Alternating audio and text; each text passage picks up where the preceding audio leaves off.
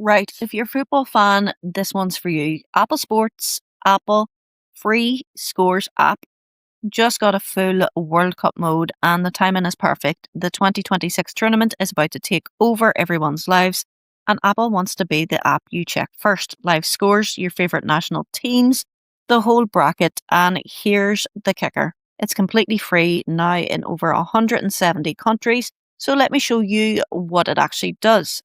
First, the scale of this. Apple Sports is now live in more than 170 countries and regions. They added over 90 new markets in one go right before the World Cup. That's not an accident. A tournament like this is the single biggest sporting event on the planet, and Apple's making sure the app is in nearly everyone's pocket before kickoff. Free app, massive rollout, perfect timing. You can see the strategy a mile off.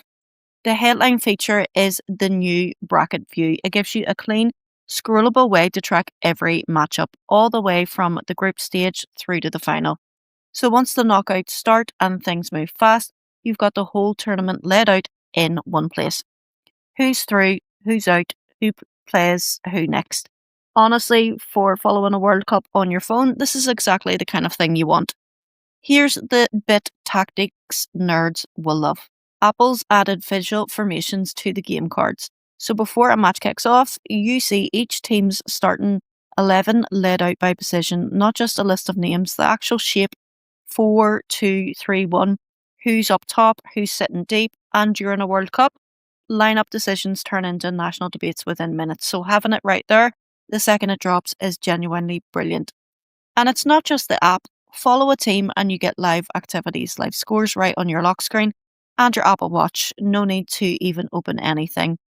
There's home screen widgets for iPhone, iPad, and Mac, a one-tap shortcut into the Apple TV app to find live matches, though some of those will still need a subscription, and Apple News is built in for the editorial coverage where it's available. So the bigger picture, Apple wants the World Cup on every screen you own.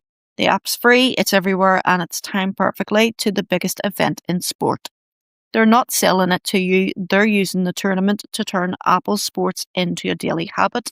And honestly, for a free app, it looks genuinely useful.